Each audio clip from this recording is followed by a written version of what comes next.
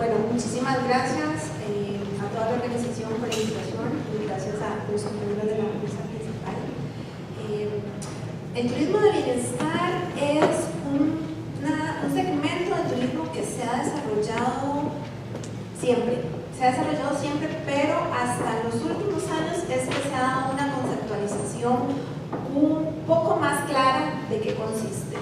¿Por qué desde siempre? Porque desde la antigua Grecia, muchos de los peregrinos, muchos de los europeos viajaban de un lugar a otro para buscar condiciones de salud o mejorar su condición de salud, basados un poco en la naturaleza, los baños turcos, los baños termales. Realmente eso viene desde hace mucho tiempo.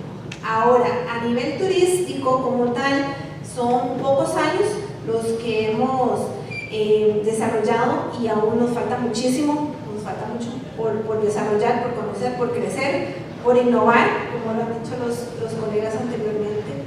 Este tipo de turismo es muy, muy interesante. No sé si tenemos una de las preguntas que yo había traído.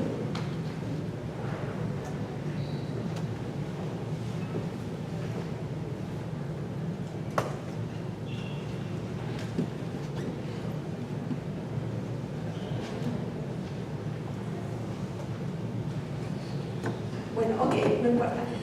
Lo que les quería mencionar es que este es un segmento tan interesante que a nivel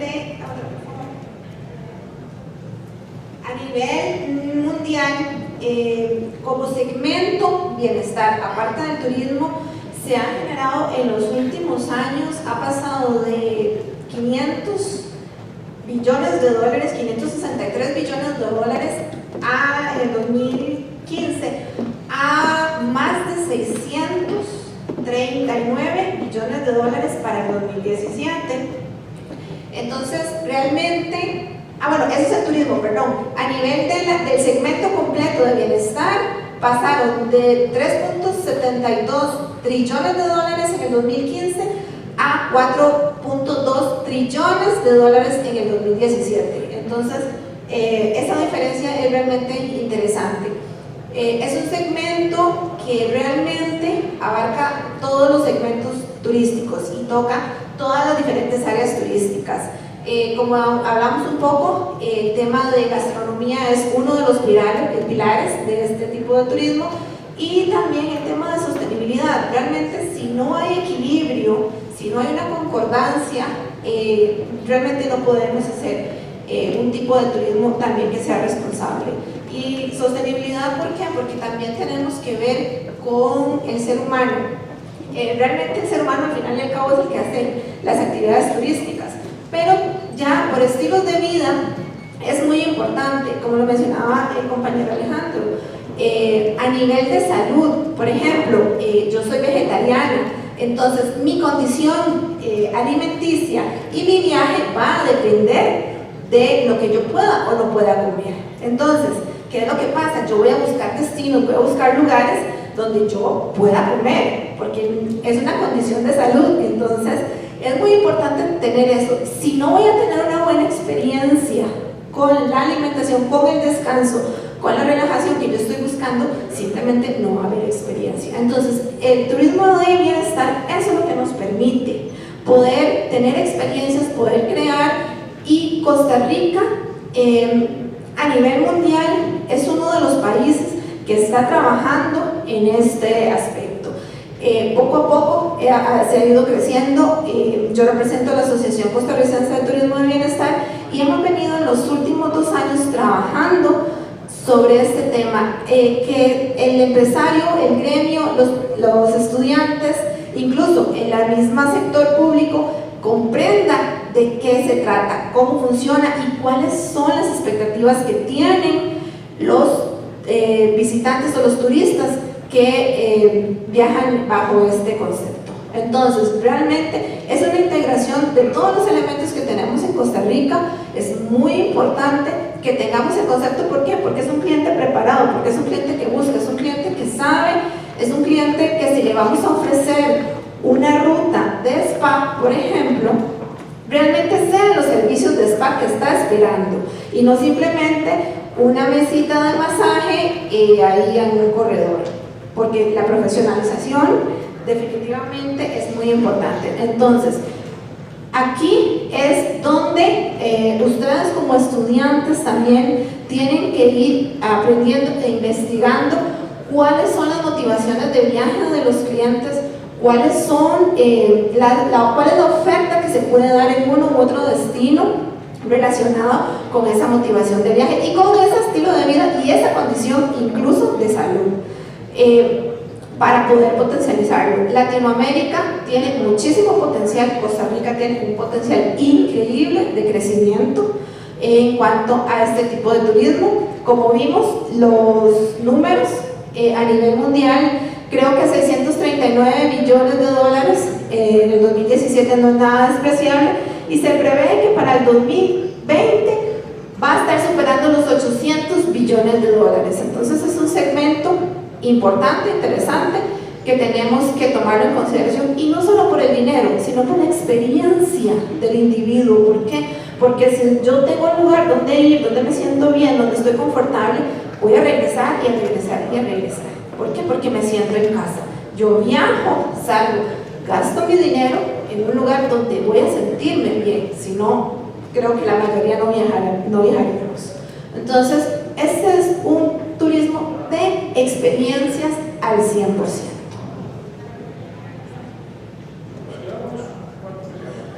Bueno, ok, perfecto. Listo. Entonces, a nivel de encadenamientos también es sumamente importante. ¿Por qué? Porque tenemos el hotel, por ejemplo, que nos pueda brindar ciertos servicios, pero resulta que mi hotel no está enfocado estrictamente en este segmento. Entonces puedo acercarme a otro emprendimiento que, por ejemplo, pueda ofrecerme productos naturales, jabones, cremas, aceites, etc. También con la parte gastronómica, los productos.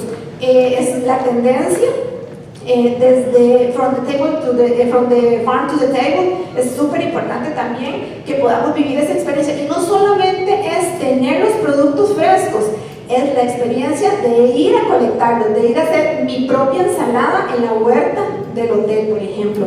Entonces ahí también el mismo cliente está conociendo qué voy a preparar para mi ensalada, qué es nutricional, qué es interesante, qué es nativo, qué es local, qué es endémico, pero lo estoy tomando de una forma orgánica, ojalá, para llevarlo a mi mesa. Y entonces eso ya es una experiencia, como tal, es un tour, no nos costó nada, tenemos la huerta ahí, es lo que producimos para la cocina, pero ya aprendió el cliente qué es lo que va a comer, fue y sacó, ojalá, la zanahoria o la lechuga, y se la sirvió, la preparó, incluso hasta las clases de cocina que se pueden realizar en este aspecto. Entonces ya tuvimos dos actividades, tuvimos al cliente todo el día enfocado en este tema, y fueron dos actividades que realmente no nos costaron mucho dinero, ¿cierto? Ya la comida hay que prepararla porque de todos modos hay que prepararla, pero la preparó el cliente, entonces ya se llevó una experiencia, aunado a todas las demás experiencias que vamos a poder ir forjando en la estadía. Entonces, todas estas diferentes acciones que podemos hacer nos va a permitir a que el cliente permanezca más tiempo en un destino. ¿Qué es el sueño de, yo no soy hotelera, pero qué es el sueño de todo hotelero? Que permanezca lo más posible el huésped en su hotel. Entonces, con este montón de actividades que podemos hacer, mantenemos al cliente ocupado, entretenido y viviendo experiencias. Dada la dinámica de los que pasa en nuestros países, el turismo de bienestar está muy ligado con las zonas rurales, y justamente Tom Holman es especialista en esta promoción del turismo rural, el turismo rural comunitario. Muchas gracias. Bueno, el turismo rural no es tan nuevo, ya tiene su ratito de venir trabajando, pues, prácticamente desde el 94, acá en Costa Rica, en Perú, en Ecuador, hablamos de turismo rural o turismo rural comunitario. Con algunas similitudes y deficiencias en las conceptualizaciones. A veces escuchamos la definición de experiencias turísticas planificadas, integradas sosteniblemente al medio rural y planificadas por pobladores locales. Esa es la definición del turismo rural o turismo rural comunitario. En Costa Rica hay una diferenciación entre el turismo rural y el turismo rural comunitario que depende de la forma de organización y está regida por una ley, que es la ley 8724, ley de fomento del turismo rural. ¿Qué diferencia un tipo de turismo del otro? Bueno, cuando hablamos de turismo rural comunitario, hablamos que son aquellas actividades que son desarrolladas por organizaciones, que son asociaciones regidas bajo la ley 218 o cooperativas de autogestión. ¿Qué significa esto? Que son organizaciones de trabajo común, donde todos los miembros de las agrupaciones también son parte del trabajo diario de estas actividades. En cambio, cuando hablamos de turismo rural, estamos hablando de pequeños emprendimientos privados, familiares, que se encadenan para lograr generar un producto turístico atractivo. Cuando se vino, bueno, desde el 94 se vino trabajando, llegó una fecha muy importante que fue en el 2006 al 2009, que tuvo un aumento muy grande del tema de turismo rural comunitario en su momento en Costa Rica, que fue cuando se declaró de interés nacional, cuando se declaró cuarto macroproducto de interés turístico en Costa Rica, cuando se creó la ley de fomento del turismo comunitario, cuando se creó la primera cámara de turismo rural en Costa Rica. Sin embargo, de ahí ha venido un crecimiento lento, aumentando poco a poco. Primero porque el turismo rural comunitario nace en empresa privada y llega al Instituto Costarricense de Turismo como una obligación ya del instituto de reconocer un turismo que se está desarrollando en el país.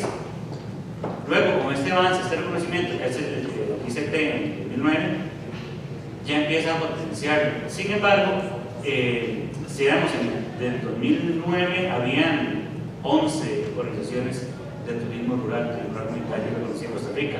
Hoy hay cerca de 300 y un poquito de organizaciones ya reconocidas entre turismo rural y turismo rural comunitario en Costa Rica. ¿Qué significa esto? Que tienen declaratoria turística por parte del CITE.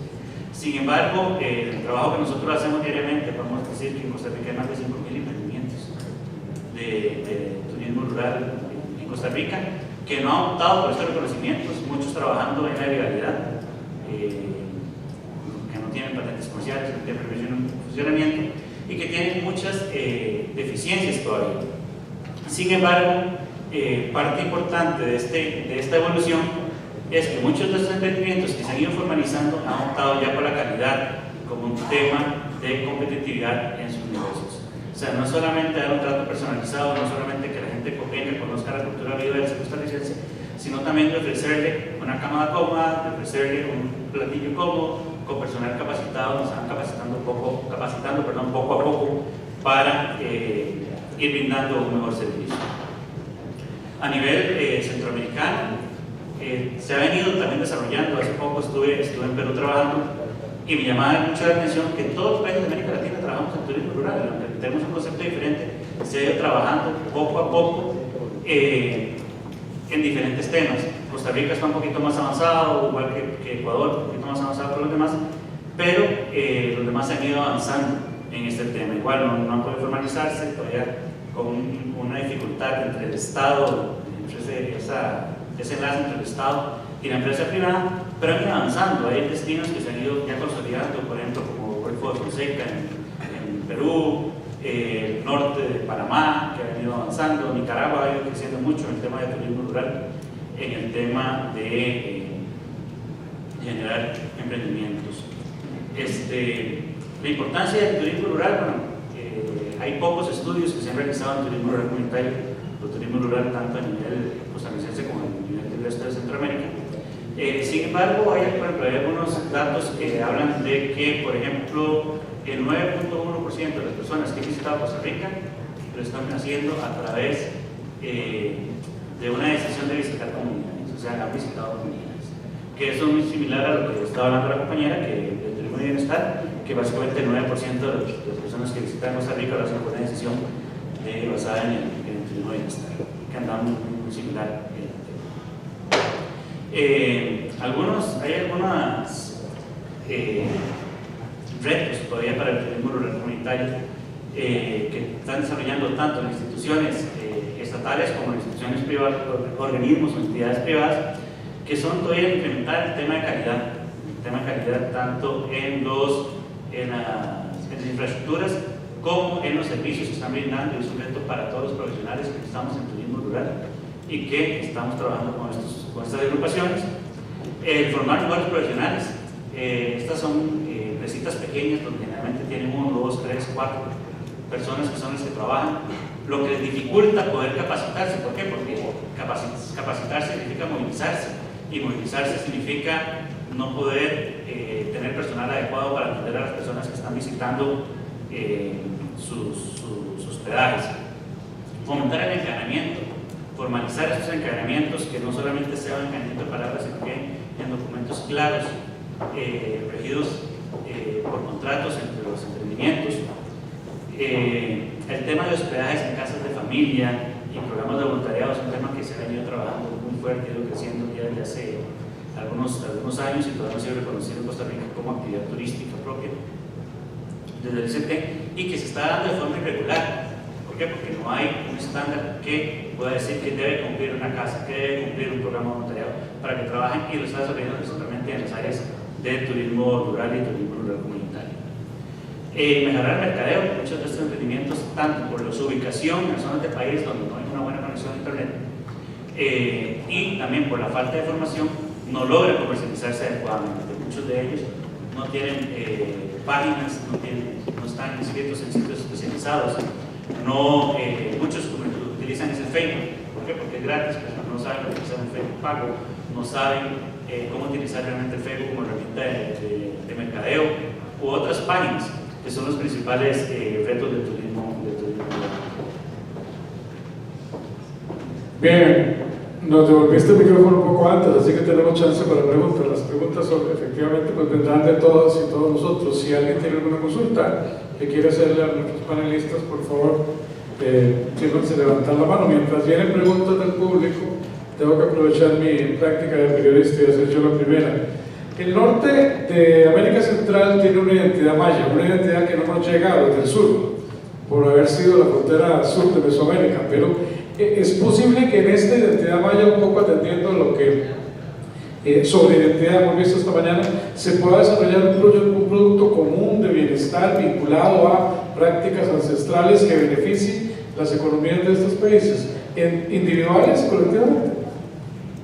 Bueno, de hecho, las prácticas ancestrales es parte de este segmento, porque realmente muchísimo de lo que se practica, se ofrece y se trabaja en este segmento de turismo es relacionado con las culturas indígenas y incluso con también las culturas orientales. A nivel de Costa Rica, la riqueza principalmente sería basado en la cultura y en el tema de plantas medicinales, por ejemplo. Ese es uno de los aspectos más importantes que se puede desarrollar en Costa Rica. A diferencia de México, por ejemplo, que es muy importante su desarrollo que tiene con respecto a los temazcales, que no los tenemos en Costa Rica, son prácticas ancestrales que ellos realizan, y en Sudamérica también hay ciertas prácticas. Aquí en Costa Rica sí se puede, y de hecho es algo que estamos tratando de impulsar, que todo el aporte de los pueblos originarios sea tomado en consideración por su conocimiento especialmente, pero vamos a lo mismo, tenemos que tener un producto de calidad, un producto donde realmente sepamos qué es lo que estamos vendiendo, porque como les decíamos, es un cliente que sabe, que está preparado. Si nosotros vamos a querer trabajar con, por ejemplo, plantas medicinales para hacer un tratamiento de spa, tenemos que conocer y que esa planta no resulta que va a ser una ortiga y al final le vamos a causar más daño que un beneficio. Entonces tenemos que tener una relación muy directa con, por ejemplo, las comunidades originarias, los grupos originarios, que nos enseñen cómo lo hacían ellos. Bueno, y otra práctica muy importante que para mí debe ser el estandarte que tiene que tener Costa Rica, que es el área natural y lo que estamos promoviendo como terapias de bosque, que eso, el término nace en Japón, sin embargo aquí los grupos originarios lo han practicado siempre, y que es vivir en el bosque, tener esa experiencia, tener ese contacto e incluso caminar descalzo. Realmente han habido muchos estudios científicos actualmente de caminar descalzo, que se llama earthing comercialmente, pero los indígenas no han practicado toda la vida y por eso están siempre saludables. ¿Preguntas? Por allá tenemos una. No. ¿Alguien que nos ayude con el micrófono, por favor? Sí. Y muchas gracias, agradecerles mucho por la retroalimentación de un tema tan importante que, como bien lo decían, es ancestral. Pero me gustaría hacer un poquito de reflexión sobre esta actividad del turismo de bienestar, para que quede un poquito más amplio también, porque entiendo perfectamente que el tiempo es demasiado pequeño, pero una inyección en el sentido de que este turismo de bienestar no es solo el componente físico de la necesidad de una recuperación física a través de una buena dieta, un conocimiento del origen de esos alimentos o buenas prácticas en todo lo que es el tratamiento físico de su cuerpo. Hay un componente fundamental que es realmente el que está moviendo a estas personas a buscar esta alternativa, que inclusive muchos viajes son complementarias a toda una experiencia muchísimo mayor, y es el elemento espiritual. Es una necesidad en la evolución del ser humano hoy en día, como sociedad agitada, en momentos de una evolución en frente de un caos, que ahora en la tarde vamos a hablar un poquito de cambio climático y cómo nos está produciendo todo ese caos, que nos lleva a la búsqueda y a la necesidad de volver a nuestras raíces y a la necesidad de hacer una introspección personal.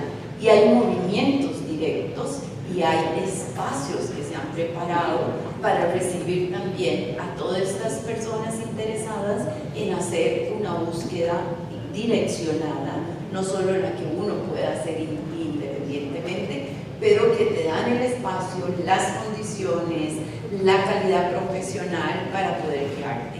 Y eso es un componente importantísimo del turismo del bienestar, con un crecimiento muy importante y que debemos de tomarlo de la forma más seria posible.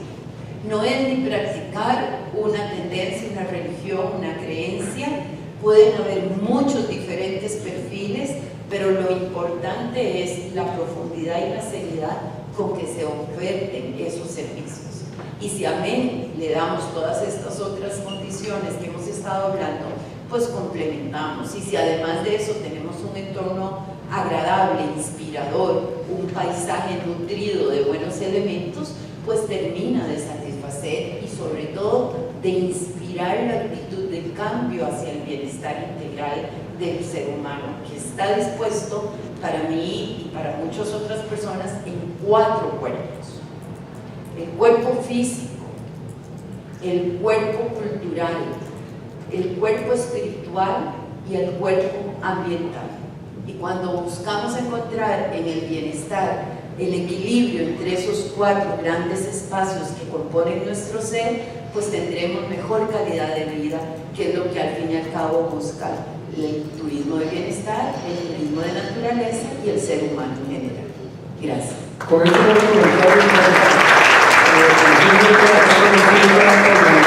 a las experiencias que hemos podido compartir, por ejemplo, en San Ramón de la Abuela, o que hemos podido compartir en algunos lugares como Rotina o como San Mateo, indican que la gente que hace turismo rural en Costa Rica encuentra familia, y que muchas veces vienen 1, 2, 3, 4 veces a visitar a esa familia, y justamente mucho de esto está ligado con lo que recién Ana nos dice.